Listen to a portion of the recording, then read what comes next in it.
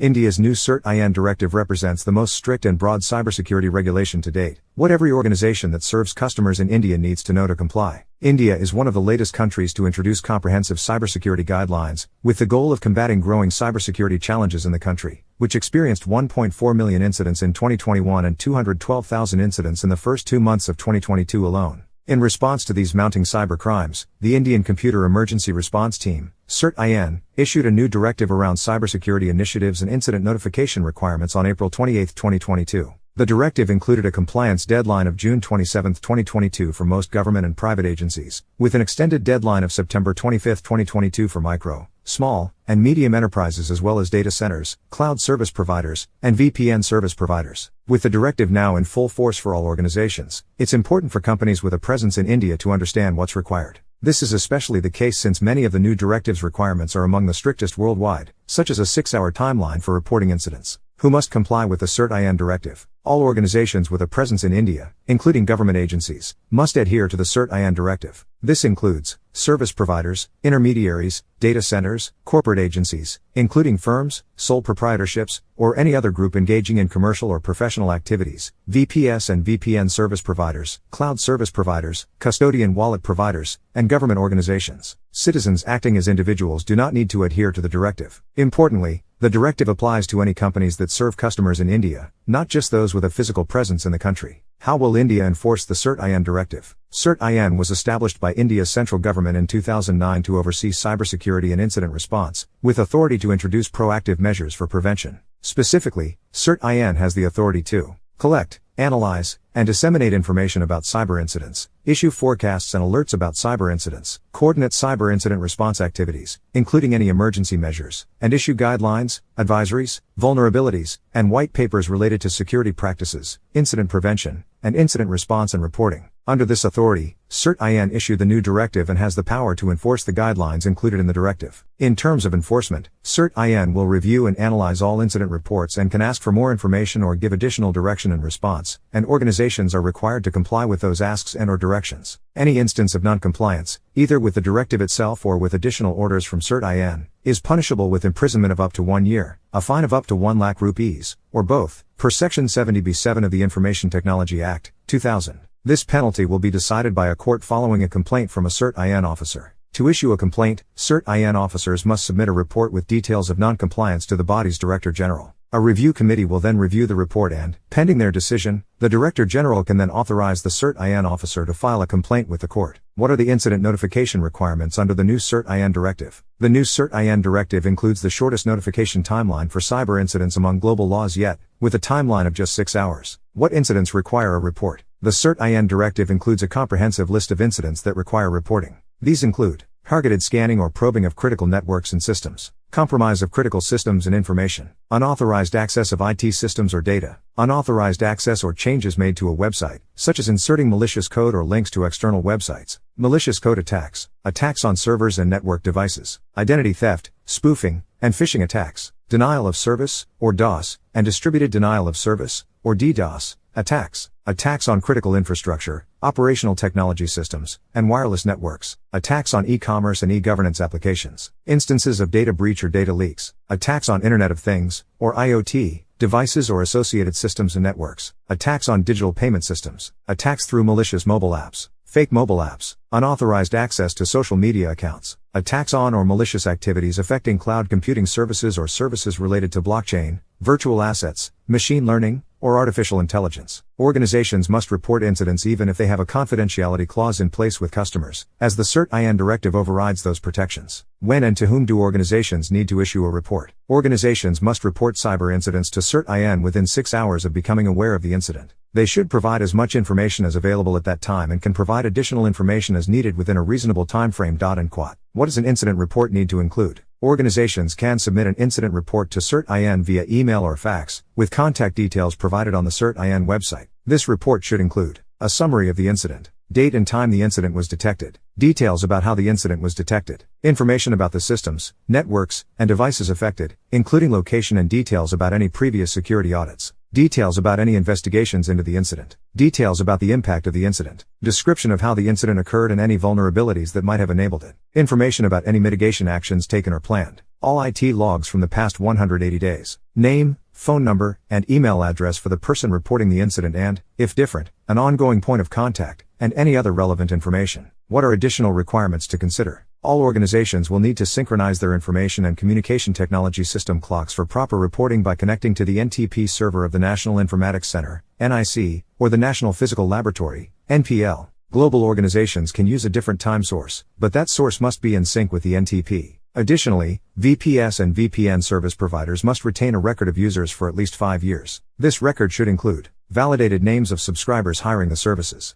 period of hire, including dates, IPs allotted to the subscribers, email address, IP address, and timestamp used at the time of registration. Purpose for engaging the services, validated address and contact numbers, and ownership patterns of the subscribers leasing services. What are examples of incidents that can trigger the reporting requirement under the CERT-IN directive? The expanded list of reportable incidents under the new CERT-IN directive means that a variety of attacks of varying severity can trigger the reporting requirement. Some of the most common examples of attacks to consider include phishing attacks. In a phishing attack, hackers trick users into exposing information by sharing a malicious link or pretending to be a legitimate user and asking for certain details. If an organization's employees fall for the phishing attack and information gets exposed, that information can fall into the wrong hands and provide further unauthorized access to systems, such as in the case of sharing login details. Distributed denial of service, or DDoS, attacks. In a DDoS attack, hackers create a traffic jam on a server, service, or network by flooding it with fake visitors that ultimately overwhelm it and cause it to shut down. This type of attack can prevent access to the server, service, or network, causing disruptions to the normal flow of operations. While a DDoS attack may be the goal in and of itself, it can also be used for extortion purposes or as a distraction for a different, larger attack being executed at the same time. Trojan attacks. In a Trojan attack, hackers hide malicious software or code inside a legitimate program. Once installed, the malicious software allows hackers to enter the organization's systems to monitor user behavior and view, steal, or alter information. This type of attack not only leads to unauthorized access of systems, but can also compromise or change critical information.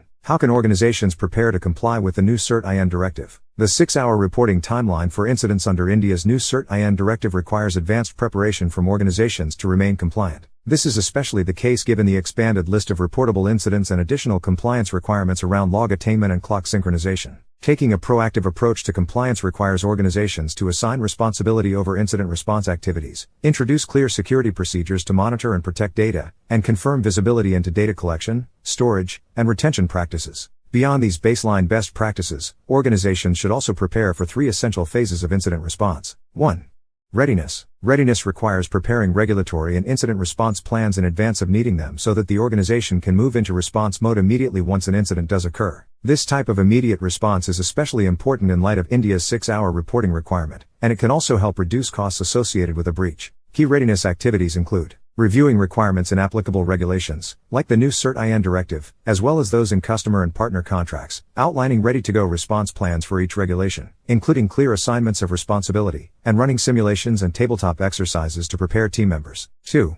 Response. Response is all about what organizations do when an incident happens, such as determining what happened, remediating the issue, and reporting the event. A complete and effective response is a must for remaining compliant with regulations, which can help avoid or reduce penalties, and for maintaining customer trust. Key response activities include identifying what happened, how, and when, determining what systems were affected, outlining the potential impact and taking steps to remediate the issue, collaborating with key stakeholders to report the issue to agencies and customers according to regulatory requirements, and introducing a safe haven for team communications about the response. 3.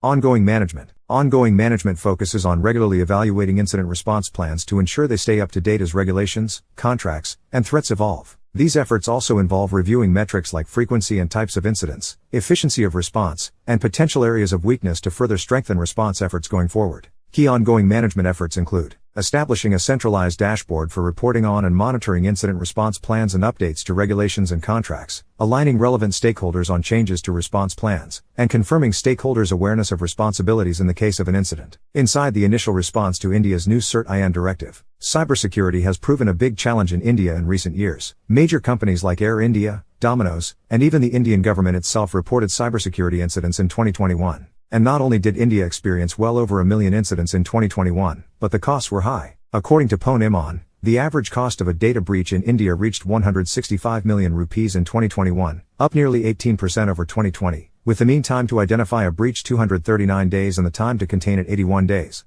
but the response to India's new CERT-IN directive has not been overwhelmingly positive. Instead, many argue the directive goes too far. Key areas of concern among critics include 1. 6-hour reporting timeline. 6 hours is the shortest timeline worldwide for reporting an incident, and critics believe it will be unrealistic for most companies in India to meet this requirement. 2. Expanded list of reportable incidents. The new list of reportable incidents is extremely extensive, meaning situations that require a report to CERT-IN will inevitably arise more often. However, some of the guidance around this list is vague, with no information around impact thresholds. 3. Synchronization of clocks. Synchronizing system clocks to the network time protocol may be difficult for organizations to achieve due to limited servers. 4.